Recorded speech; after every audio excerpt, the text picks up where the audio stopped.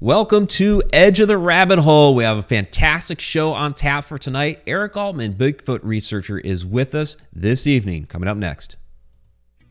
And I forgot to switch out the background.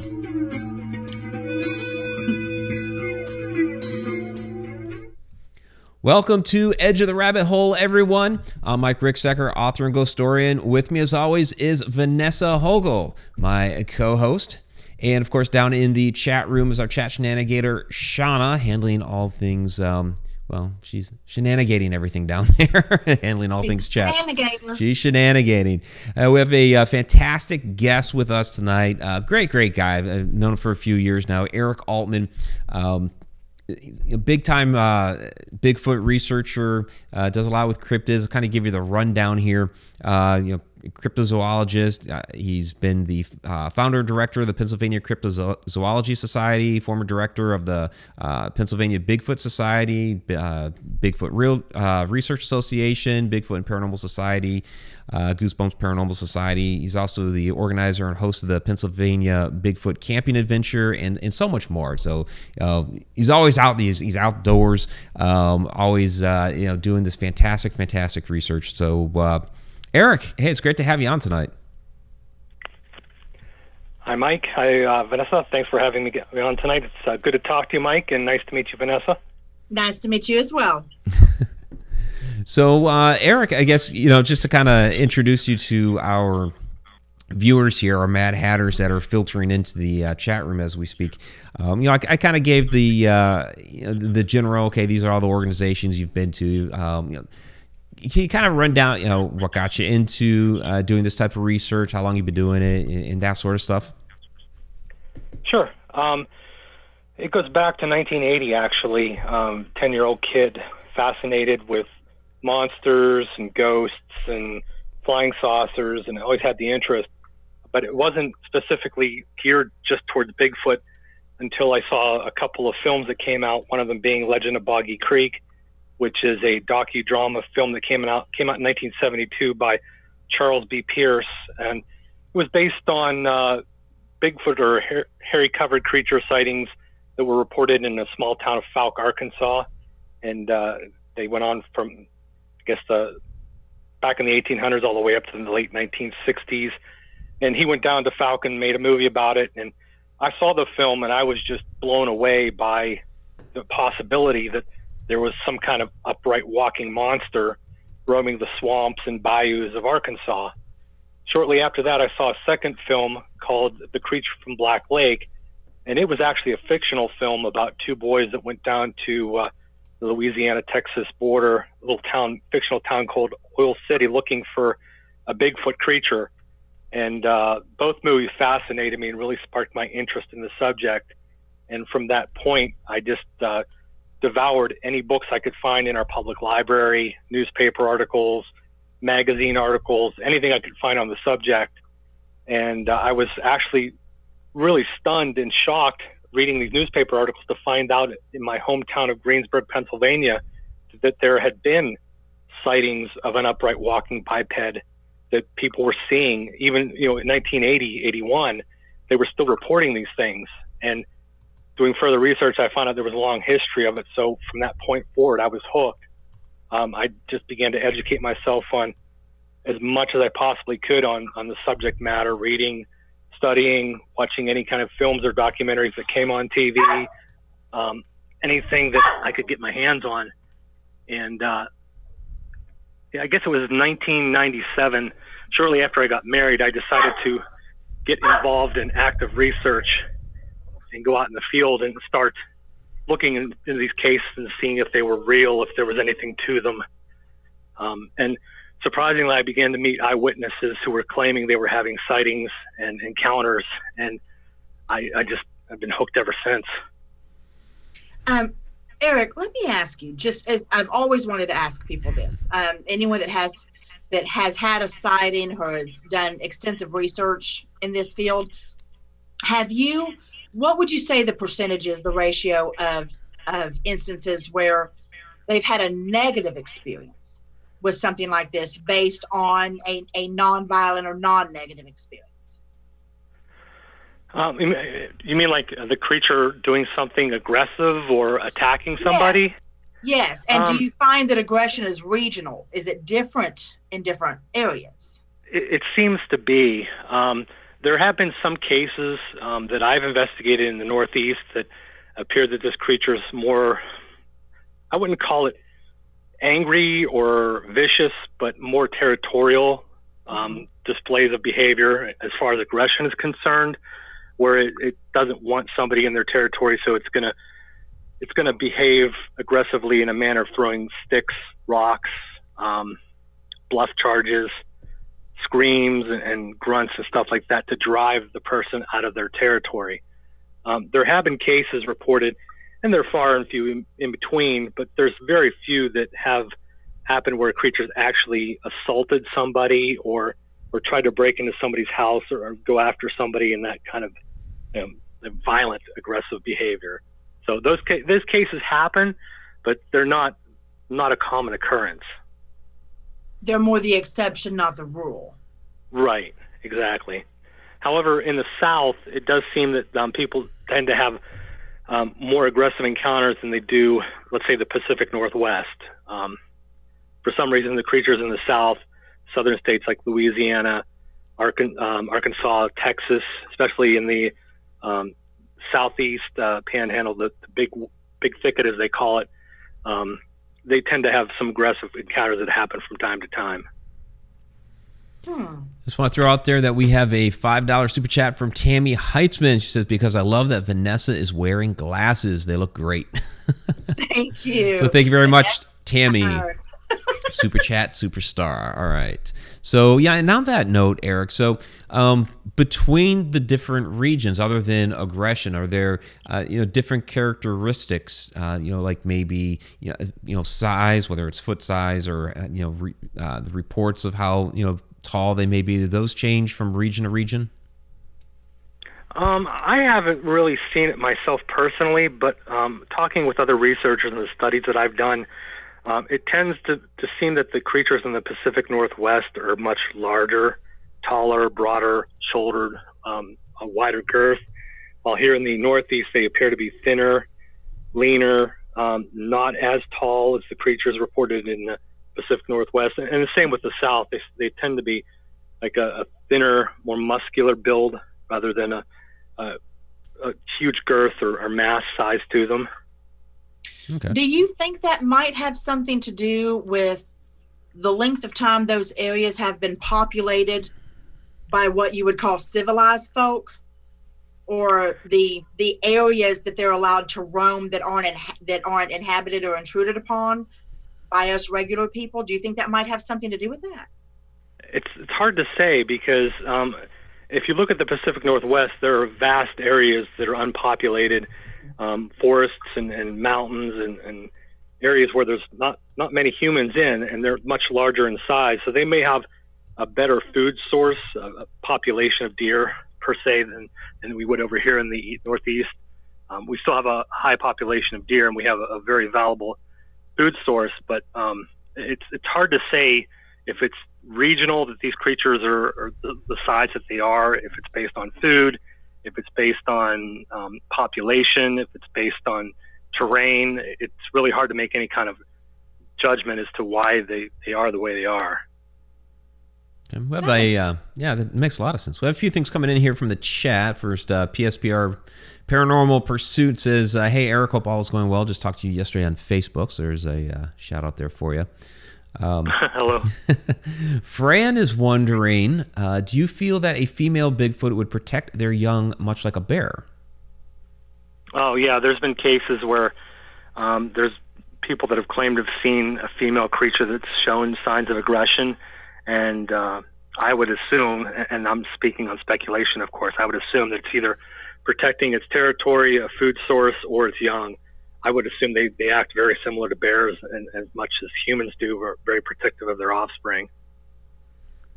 You think they have like a lot of bears will utilize caves? I mean, not all, but a lot. So you think maybe Sasquatch are using caves as well? Well, there's never been any solid proof that these things live in caves or spend a good number of times in caves. There's been cases over the years that report footprints that are found at the mouth of caves, or heading into a cave, and it's a perfect opportunity for these animals to go into a cave and use it as a temporary shelter, especially if it's a harsh winter or rain or unseasonably hot. They can go in there and keep cool for a while and den up for a while. But I don't know for sure if these animals actually live and reside in caves. They'd make a great place to just kind of hang out for a little while and then move on to a different area. So what would you say then is the most popular theory as to where they do stay? I don't really think there is one, to be honest with you. There's so many different theories, right? There's so many different theories when it comes to the creature. Theories about aggression, theories about territory, theories about diet, theories about habitat, where they live. I think if we all could come together and come up with a good, solid idea of taking all these theories and putting them in a pot and saying, hey, okay, this is the most popular one, then folks could kind of focus on that idea and do more research. But I don't really think there is one particular theory that really stands out among others. That said, is there one that you kind of like more than others that's maybe your favorite, you kind of lean more toward?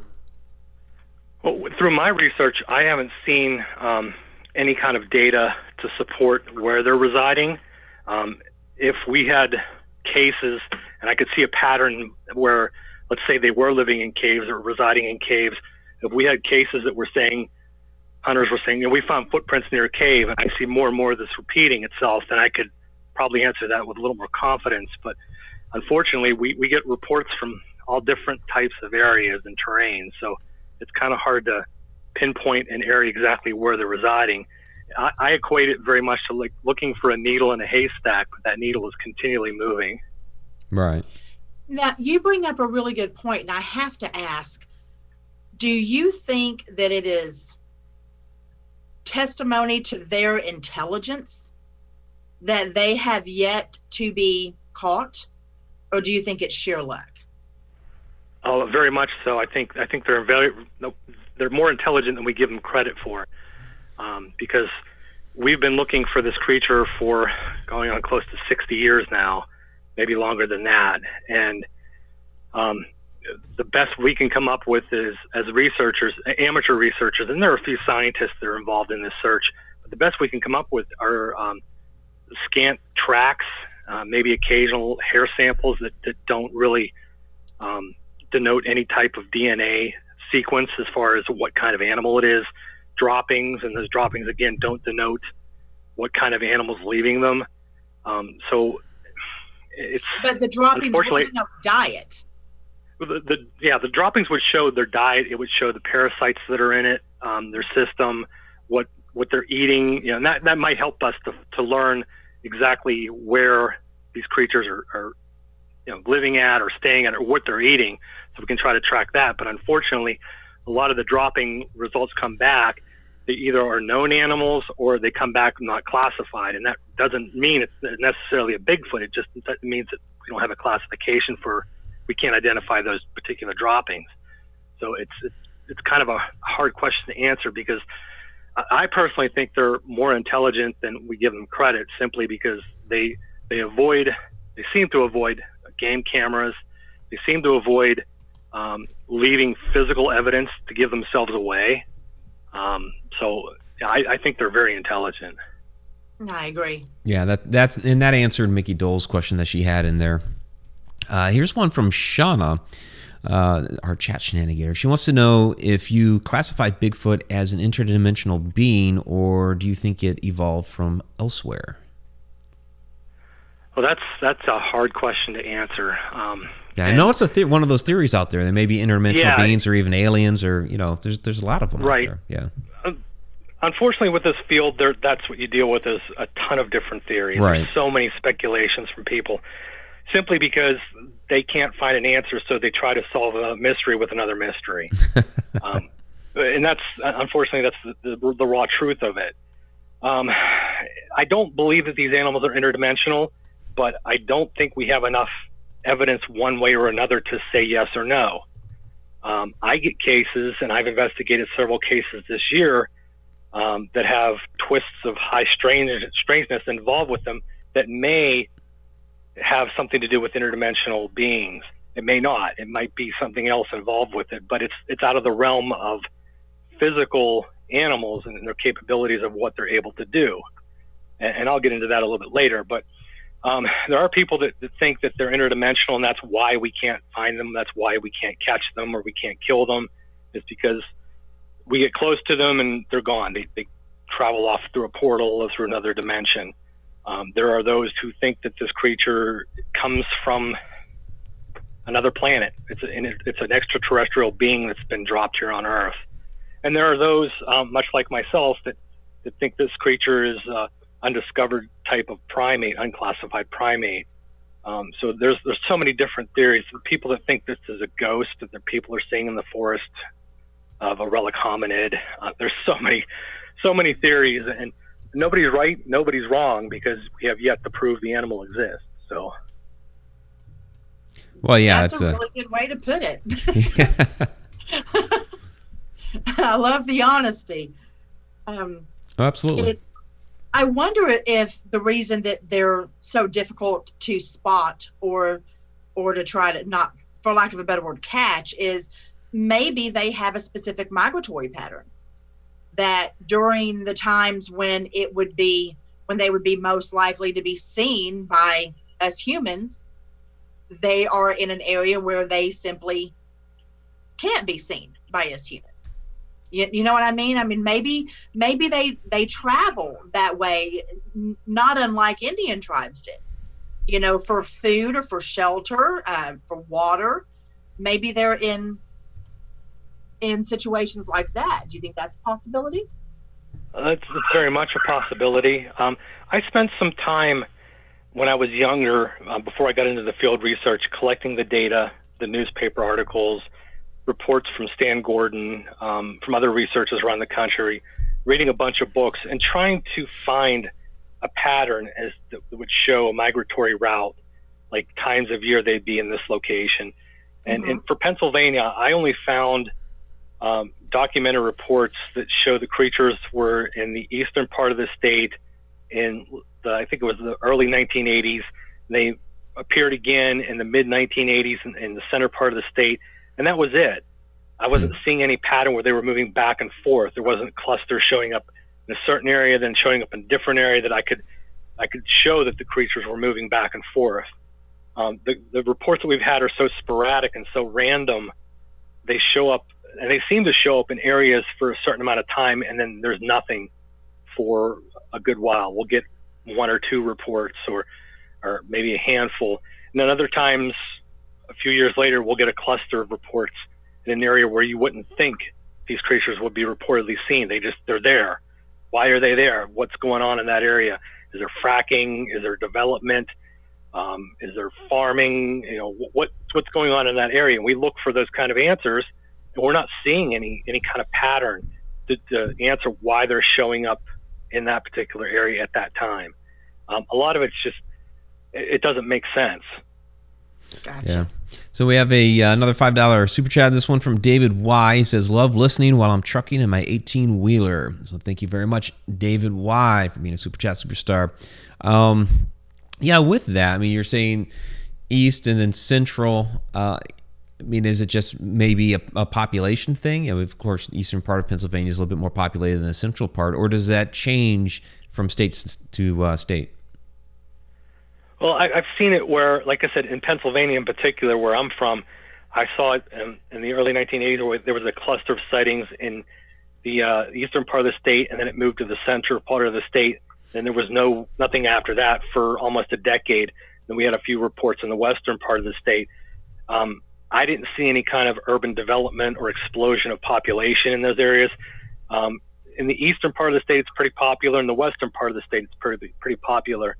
Or populated, I should say. But in the center part of the state, we don't have a lot of big populated cities, especially getting in northern Pennsylvania.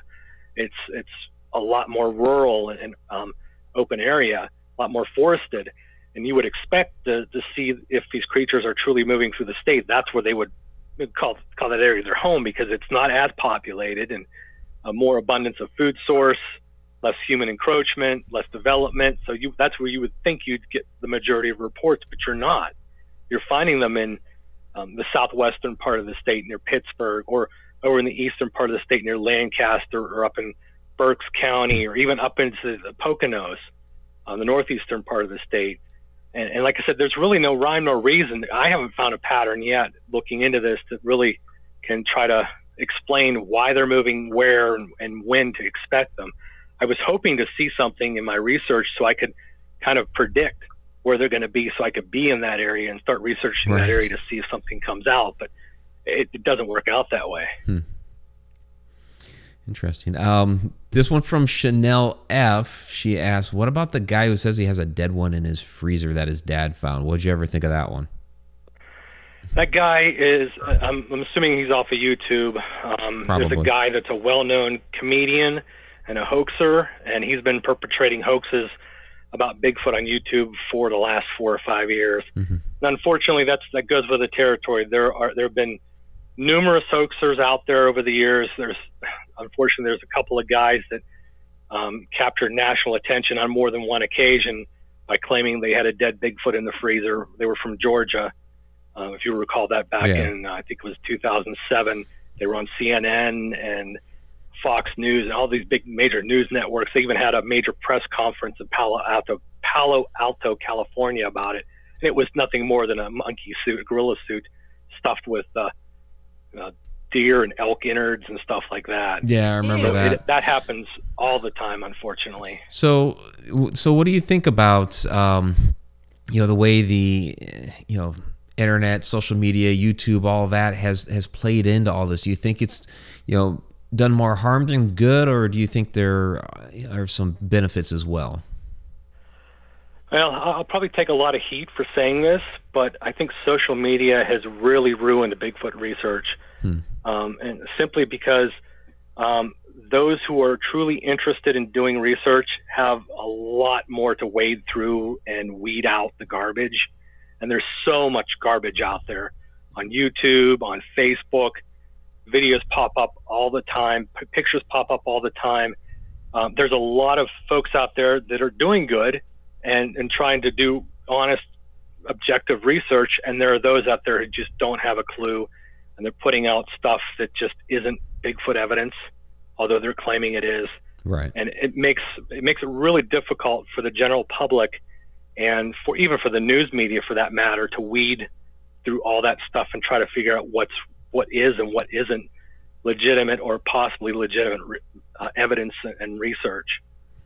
Eric, preach to that choir. Preach, preach, preach. Mike and I say that all the time. Well, we get the same thing with the ghosts, you know, all those ghost videos that are out there, and they're faked. Yeah. There's so much bullshit out there that for anyone that wants to hear actual evidence or see actual evidence or hear real experiences, the muck they've got to wade through is pathetic. Yeah, it's pretty bad. It really is, and people eat it up. It's like the crappier it is, the more far-fetched it is, the more ridiculous it is. It's gold, and for the life of me will never understand that. Well, over the years I've gotten kind of cold to social media when it comes to Bigfoot and the stuff that's put out there. I try to ignore as much as I can, not because I don't want to see what the good people are putting out there. It's because I don't want to get in the arguments with people. I don't want to look at evidence that I know looking at is bogus. So I just keep my mouth shut. I let the people put out the crap that they're going to put out there.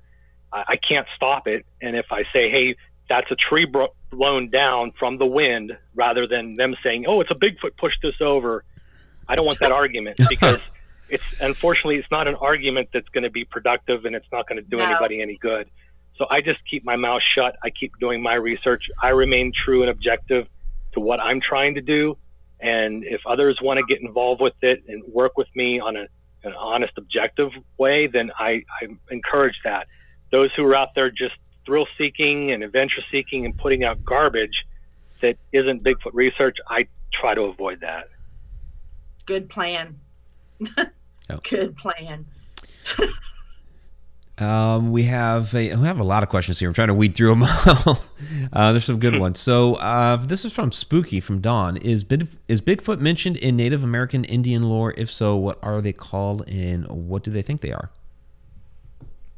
Yes, and almost every tribe in North America and even in Canada have some kind of lore or tale that talks about, some call them other giant Indians or other tribes, wildmen tribes, but there's in almost every tribe that you look historically, you can find some mention or some history of our first American ancestors dealing with, living with, cohabitating with some form of giant wild man or Bigfoot-like creature. And as far as names, there are so many names. There's over 200 names that the tribes have given to these creatures, and I couldn't even begin to rattle off all of them. But Sasquatch we're familiar with. That came from the Chehalis tribe in British Columbia. That actually was a term that was created by John Burns, J.W. Burns, in the 1920s when he was working with the Chehalis tribe. And they called it, I can't even pronounce it, it's Siskahavis or Siskahavis. And he coined the term Sasquatch. Okay. So even though it is a Native American term that we all think, it was actually anglicized by an American who was working with the tribe at that time. Wow. But there are so many different names of these creatures that the Native American different tribes use. Here in Pennsylvania, western New York and northwestern Pennsylvania, the Iroquois called it the Janasqua, which is their language that translates to stonish giant. And these were these huge giant-like creatures that they thought had to hide like stone, made out of stone, because they would shoot arrows at these things and the arrows would literally bounce off their thick hide. And they called them stonish giants. They were cannibalistic. They were afraid to death of these giant beings, and they revered them rather than thought of them as a pleasant, cohabitant of the forest. There's so many different tribes out there, and it's fascinating if you spend the time and look up each tribe and the Bigfoot lore that goes with it. You'll find a story that relates to them. Yeah, you mentioned the giants throughout North America. They're giant wild man, possibly the Sasquatch. Do you think that some of these bones that were reported to have been uncovered during like the late 1800s, which we know the Smithsonian at that time was destroying anything pre-Columbian, so a lot of these remains were completely destroyed. Do you think some of those could have been Sasquatch remains? It's very possible. I haven't done enough research on the bones and the remains that were found to say yes or no what they were, but I'm familiar with there were giant bones found, and there's still some bones that are being discovered to this day. A good friend of mine, David Weatherly, has been out to the Lovelock Caves, and he's told me about some of the giant bones that have been discovered out there. And I know over time, other researchers have investigated reports of these giant bones that have been found. Some assume that the serpent mounds that we're familiar with or we're aware of may actually be burial mounds for some of these giant Sasquatch creatures, or giants as we come to know them as. It's very possible that the Smithsonian did have them in their possession, and they were Sasquatch bones.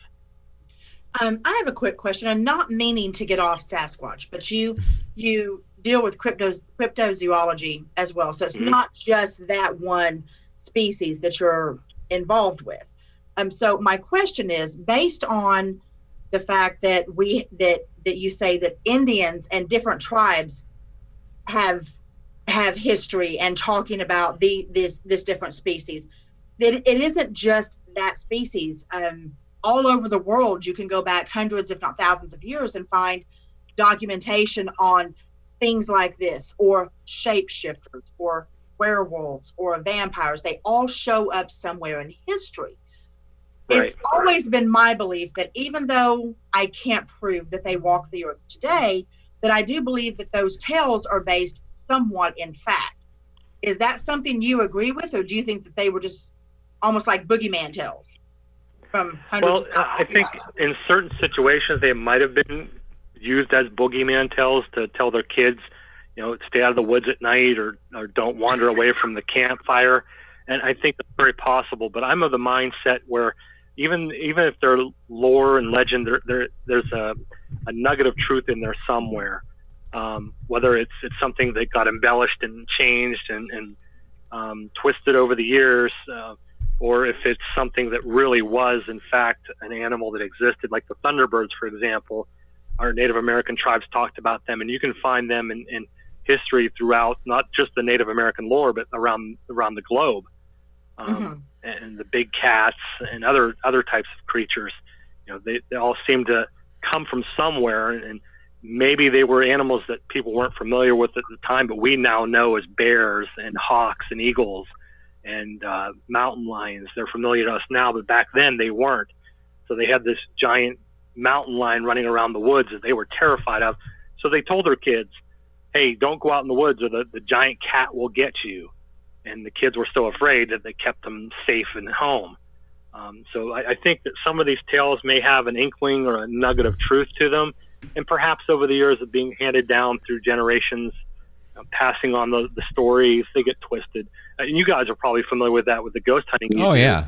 Absolutely. The Amityville House, for example, how that story's been twisted and changed from probably what was the original happening at the house. There's always something that happens to change stories through history as they get passed on. Yeah, one of the fascinating parts about our field is getting into some of those legends and trying to find that nugget of truth, if there is one. And usually there is that one little nugget of truth, and it has been so far distorted. We have a $5 super chat from Tom McNicholas. He says, Bigfoot, man or beast? Thank you very much, Tom. Appreciate it. Interesting question here from Tammy Heitzman. She wants to know, has there ever been a sighting of a young or small Bigfoot? Yes. There have been encounters reported. People have claimed they've seen juvenile creatures. There was a video that came out in the early 2000s, I think 2001 or 2002, in New York, that reportedly showed what some people believe was a baby Bigfoot swinging from tree branches. So people have claimed over the years they've seen juveniles, infants, even family pods of these creatures, a male, a female, and offspring together. So yes, and to answer your question, there have been.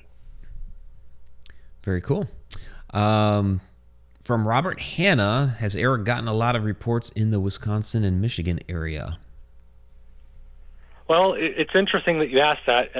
I know in northern Michigan there have been quite a number of sightings that have taken place. I'm familiar with the BFRO database, that's the Bigfoot Field Researchers Organization database, and I know there are researchers, very good researchers in northern Michigan that have fielded a lot of encounters and reports. As far as Wisconsin goes, a very close friend of mine, Jay Bachochin, is working the Kettle in southeastern Wisconsin, and he's fielded quite a number of Bigfoot reports, as well as had his own personal experiences out there. And I know other parts of the state, as well as Wisconsin, have had their share of sighting reports. I've been there. I can actually say that. I've been to Wisconsin too. I spent a weekend last summer with Jay, and we had a really interesting experience in the Kettle Forest there. It's actually not too far from Bray Road, where the Beast of Bray Road was popularized. So, wow. Yeah, pretty interesting area out there for sure. Yeah, a number of our Mad Hatters are from Wisconsin. It's a very nice state, for sure. It's a beautiful state. Beautiful. Yep. Yeah, absolutely. This is a good question from Shay. Shay Carroll asks, what does Bigfoot research consist of? Where does it start? It starts with curiosity and intrigue. If you have a curiosity about the creature and you want to learn more, the best advice I can give anybody that wants to get in this field, before you go out in the woods and just start looking and talking to eyewitnesses, educate yourself. Pick up books by credible researchers such as John Green, Dr. Jeff Meldrum, Dr. John Binder-Nagel. Dr. Binder-Nagel was a wildlife biologist. Dr. Meldrum is a primatologist, well, a primate anatomy expert and an anthropologist. They put out fascinating books on the subject, and there's so many great books out there, from Lauren Coleman to Ivan Sanderson. There's just so many to even try to name, but start there, looking into the research, reading books, educating yourself, becoming familiar with the research, learning about the reports, learning some of the habits that you'll pick up on, some of the descriptions. And then once you familiarize yourself with the subject matter, put your feet in the water, start doing some hikes in your local area, start putting the word out there that you want to research, talk to other people in the area that have researched and learn from them. I don't tell anybody to just jump in feet first, because you'll never learn anything that way. Do your homework first and then go out and research. Eric, this might sound ridiculous, but I mean, I am a Southern girl, so I grew up in a hunting family. And I have to wonder if one of the reasons when people go out to try to find these creatures, one of the reasons that they don't is because you have to be talking about a species that is very adept at knowing when it's in danger. Its sense of hearing might be heightened. Its sense of smell would definitely be heightened as a defense mechanism, as would be its sight. I mean, is that something that people need to look at when they're out doing these hikes or trying to search and get evidence? Is the type of clothing they're wearing? Are they wearing any cologne? Do they need to put, do they need to try to mask their scent in any way? Is this something that they need to look into as well? Well, that's a great question. And I would suggest that if you're going to go out in the field and do research, to try to blend into your surroundings as much as possible. I'm a deer hunter. Mm-hmm. I've hunted for almost 20 years. I know that when I go out and if I'm wearing really strong, body wash or any kind of scent like that, that the deer will pick up on it. So it's basically common sense. You got to prepare yourself when you go out there. To be honest with you, my thinking and my perception has always been, if there is a Bigfoot in your area and you're going out to research it, they know you're there as soon as you slam that car door shut. Yep. They can hear it. They know you're entering the woods. And most researchers aren't using good common sense when they go out to research. They're not being quiet. They're not being stealthy. They're not trying to mask or camouflage their scent. They're just going out there. And some researchers even say, hey, just be yourself when you go out there. Make noise. Bring the Bigfoot to you. Let them know that you're not out there to try to shoot them or kill them, or you're trying to sneak around the woods. So it's all in the perception of the person going out there, I guess. I personally, when I go out, I used to go out and camouflage myself head to toe and try to use deer scent cover and wipes and stuff like that to kind of mask my smell.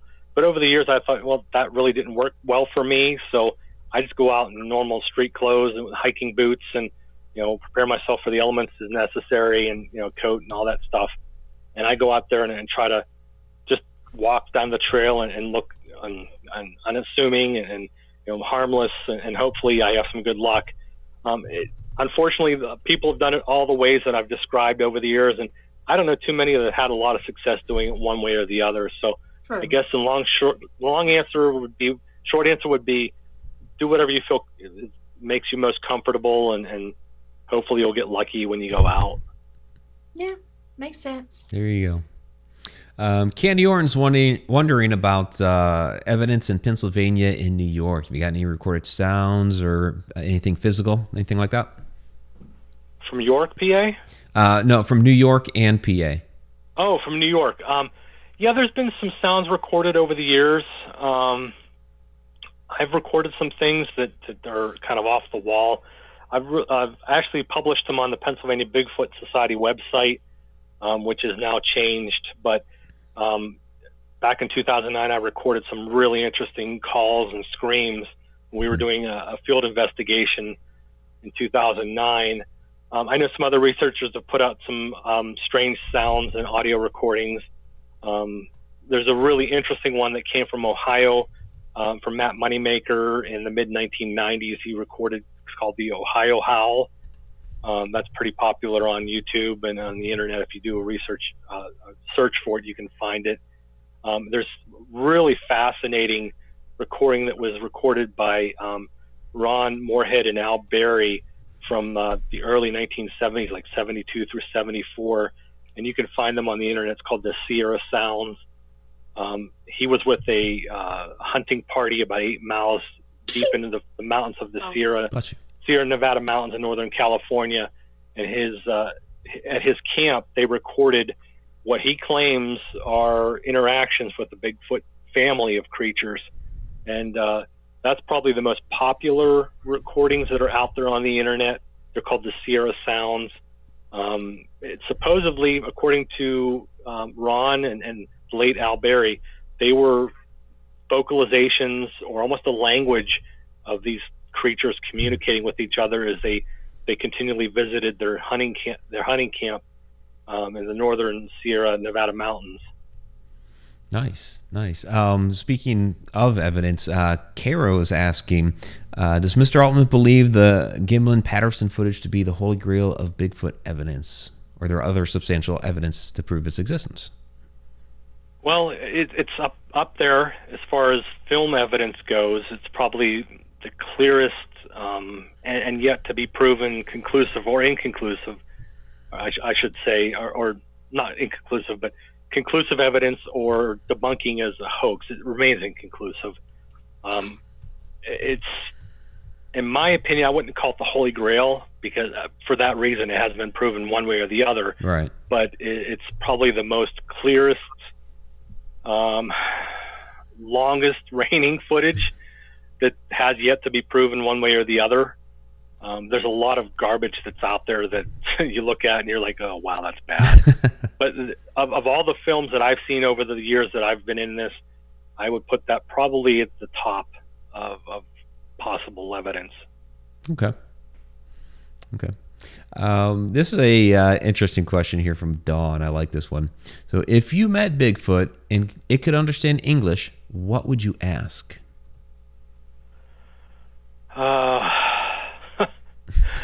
Why did you do this to me? All these years of research, yeah. Yeah, why have you done this to me?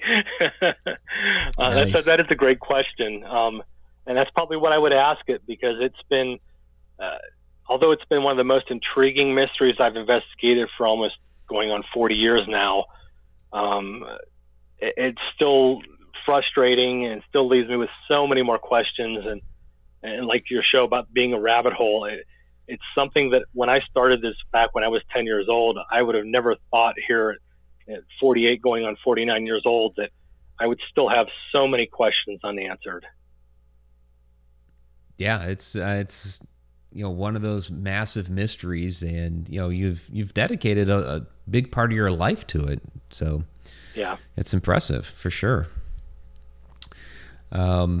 This is from Donna Gorton.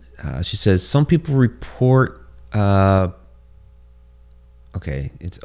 people report, but what does Eric feel is their family structures? I guess I'm not...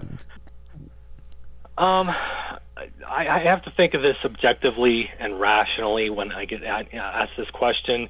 If these things have been around for hundreds, if not thousands of years, and long before we've been here, the Native Americans knew about it. We talked about it. There's newspaper reports in the 1800s, all the way up to modern times.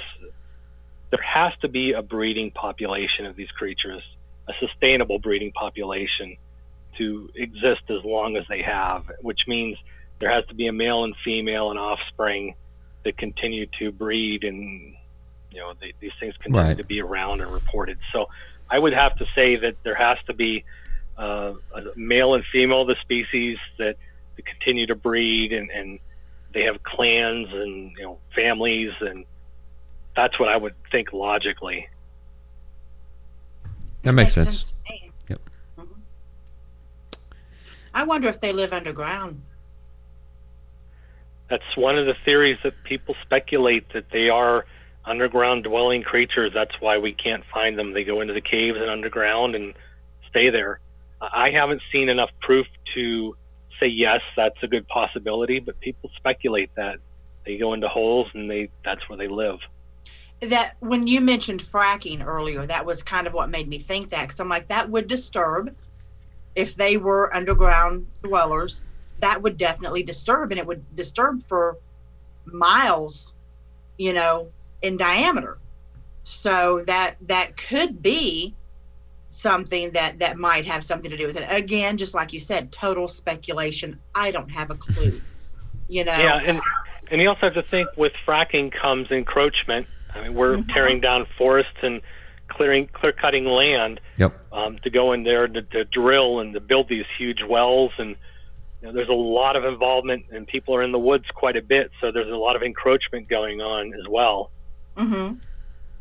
It makes sense to me. I am by no means ever hoping to be an expert on that. I don't have a clue, but it kind of sparked something when you said that. It made me wonder.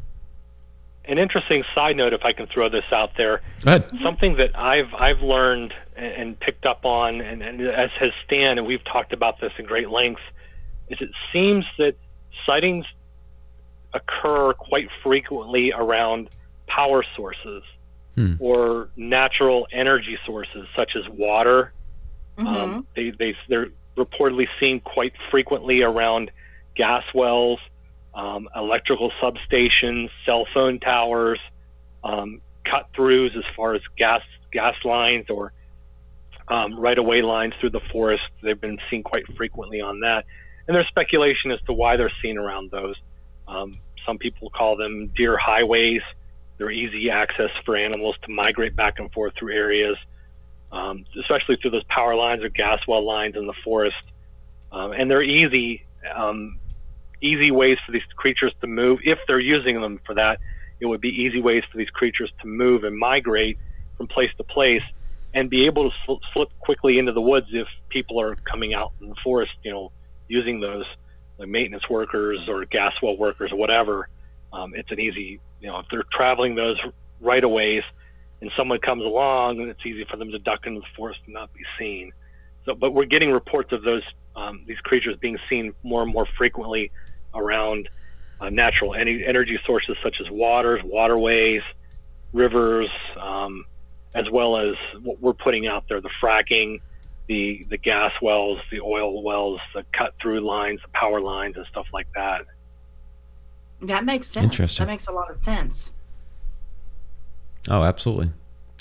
Trying to sift through the different questions here. We have people are really interested in this, Eric. I don't know if we're going to get to other cryptids tonight. We got about 15 minutes left, and there's still a lot of questions. Fine. Yeah, not a problem. Yeah. So from Robert Hanna, you're talking a little bit about Sasquatch reproducing. Do you believe female Sasquatches have a lot to do with children going missing, like in missing 411 cases? It's hard to speculate on that. We don't know if people in the 411 cases are taken by Sasquatch. There's people that theorize that people are abducted. And there is a famous Osterman case that took place. Albert Osterman was a prospector and miner that went up into British Columbia to get away for a weekend. He claims he was actually abducted by a male Sasquatch and brought back to the family unit of a Sasquatch, where he claims he was brought there to reproduce with the young one of the family. He was held captive by this family of creatures for several days. So it's not out of the realm of possibility. Probability, I don't know if the Bigfoot creatures are taking people. If that's the case, we'd find more evidence.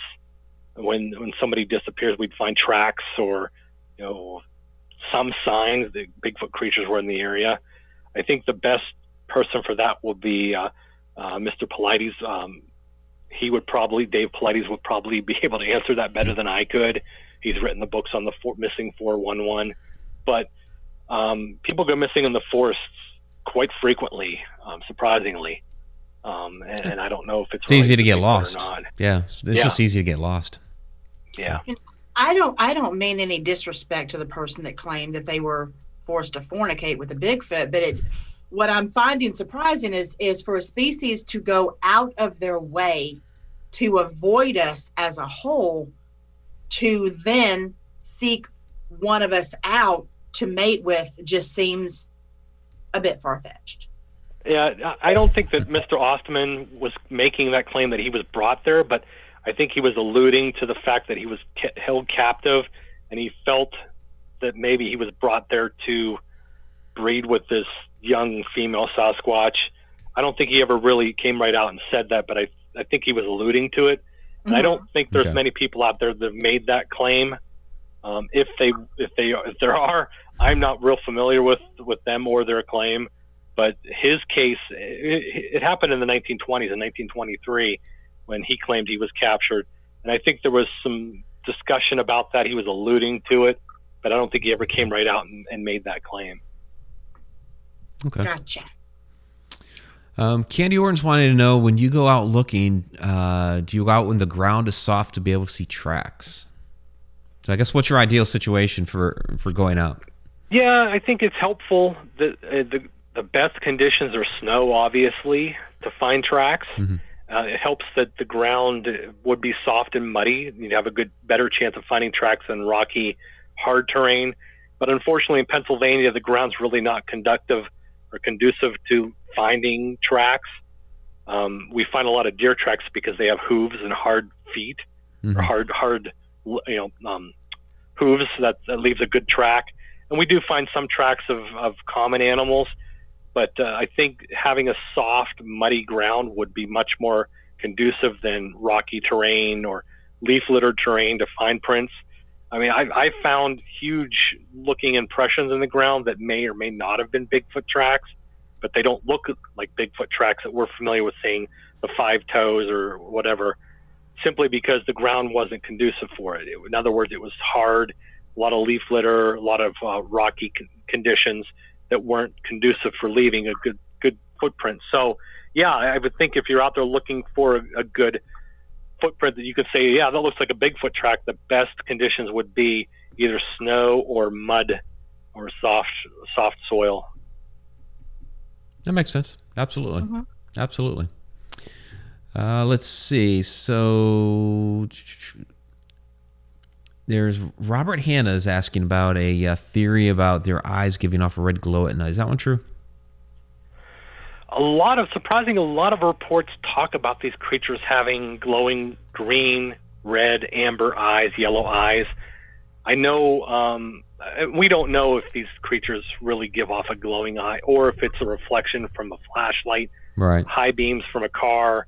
I know deer have reflective eyes. A lot of nocturnal animals have reflective eyes when you shine a light on them.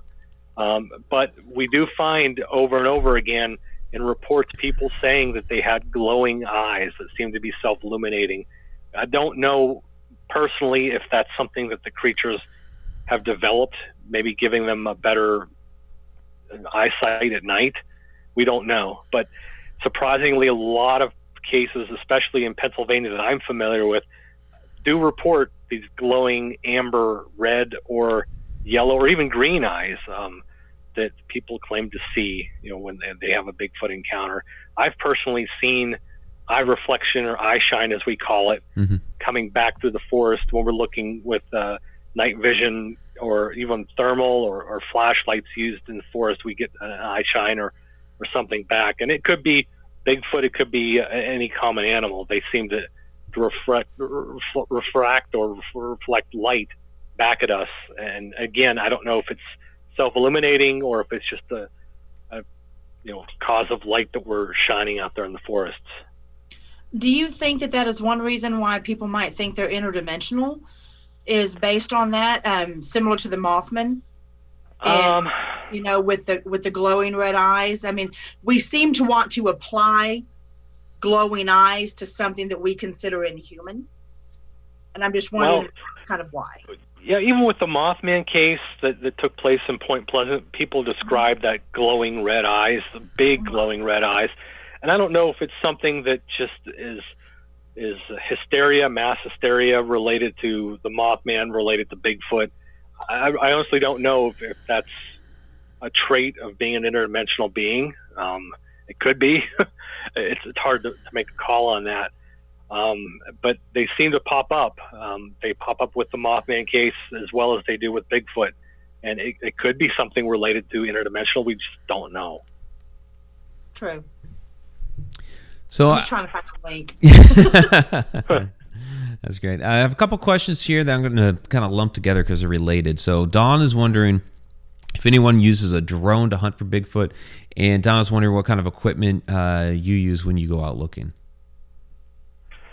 Yeah, as we move into the more and more technical availability of equipment, drones have become something that a lot of Bigfoot researchers are using to cover large areas, and to be able to see the forest from a bird's eye view is much more helpful than somebody just walking through the woods. It allows you to see much more. And I know there are researchers out there who are taking advantage of that with high definition cameras and flying drones around. I personally, I've used drones. I've lost a drone because once you get up into the air current, see you later. It can happen. Unless you have a GPS tracker on that drone, you're probably not going to find it again. So it does help to have a drone, but it also can be a hindrance, especially if you go out in the wrong conditions. I personally use FLIR night vision equipment when I go out, because that allows you to see heat signatures in the forest, and that's much easier to use, especially at night, than just standing there looking out to the darkness and not seeing anything. That'll help you probably identify what's out there much more than night vision, because night vision, I'll be honest, can be pretty expensive to get some good quality night vision gear. You're looking third or fourth generation, and that's thousands of dollars. And unfortunately, Bigfoot research isn't privately funded by corporations. It's privately funded by us. Right. So I try to use what I can afford to use, and that's the handheld either night vision monocular or night vision thermal FLIR Scout that I have. I use the best tool that I use when I go out in the woods is common sense, to be honest with you. There you go. Any number of cameras any number of cameras or high definition equipment, or you can spend thousands and thousands of dollars when you go out in the forest. But if you don't know what you're doing out there, you're not using good common sense, it's all a waste of money. Yeah. Very true. Very true. Hey, before we wrap it up, because we are actually getting down toward the end of the show, and we've been exclusively Bigfoot, except I think the one question that Vanessa had. So, other than Bigfoot, like what other cryptids have piqued your interest? Well, Vanessa brought up the Mothman, and I've been fascinated by the whole Mothman phenomenon for a long time as well. I think that would be my second favorite cryptid. If the Mothman truly is a cryptid, I find that whole story, that whole era, that whole phenomenon fascinating, because they're not dealing with just a cryptid. You're dealing with UFOs and strange lights. Yeah. You're dealing with the poltergeist phenomenon that went on, the Men in Black. There's a variety of different strange phenomena that took place during that time period in 1966, 67. In Point Pleasant, West Virginia. There's so much involved in the Mothman phenomenon. Yeah, there's such a variety and so many different sightings. It is actually really fascinating. Yeah, it's not just the Mothman. There was so much more to that whole story and that whole phenomenon that took place. I find that completely fascinating. Plus, I'm also fascinated by the thunderbirds that are reportedly sighted across the country, these large winged creatures that have a wingspan of anywhere from 6 to 20 feet in length. And these are much larger birds than are typically reported or commonly reported. I'm also a fan of aquatic cryptids, lake monsters, if you will. And there's quite a number of those throughout the United States and throughout the world that fascinate me. Champ and Nessie and Ogopogo and Ray. We have Raystown Lake here in Pennsylvania. The people claim they've seen an aquatic cryptid in Raystown Lake, and they call it Raystown Ray. So there's a variety of different cryptids that really fascinate me. This whole new thing that's come out quite a bit recently, the Dogman phenomenon. Yeah, people are claiming to see an upright walking canine. And I've been to Bray Road with Jay Bachochim, a very good friend of mine, dear friend of mine. That he's taken me out to Bray Road, and Linda Godfrey and I are very good friends, and we've talked about the Beast of Bray Road and the Dogman phenomenon that's catching on from northern Michigan and Wisconsin, where it seemed to originate, and now it's being reported all over the country. Yeah, it's really interesting, the number of different types of creatures that are possibly out there, the reports and sightings, and a lot of these things, they were out there years ago, and kind of got pushed on the back burner. And now I mean, maybe that's one of the things where technology has been a blessing rather than a hindrance, is the people that are able to come together on these different sightings and reports. Yep, I agree. I agree completely. Yep. So what do you have? What do you have going on? You have some events going on. What's up? Yeah, I have a Bigfoot event coming up actually in May, late May, early June, called the Pennsylvania Bigfoot Camping Adventure. I've been hosting the event now since 2016. We did one in 2016 and 2017. We're doing one in 2019. And it's kind of an outdoor Bigfoot festival, charity fundraiser event. We've got 12 speakers.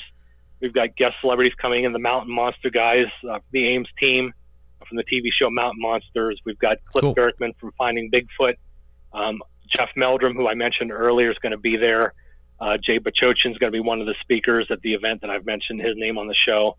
It's a fun festival for the family to get together, to come out and learn about Bigfoot research, to talk to researchers, to talk to some celebrities that have been on TV or documentary films, to learn about Bigfoot itself, to get out there and get your hands into the research, to go on a Bigfoot hike if you want to.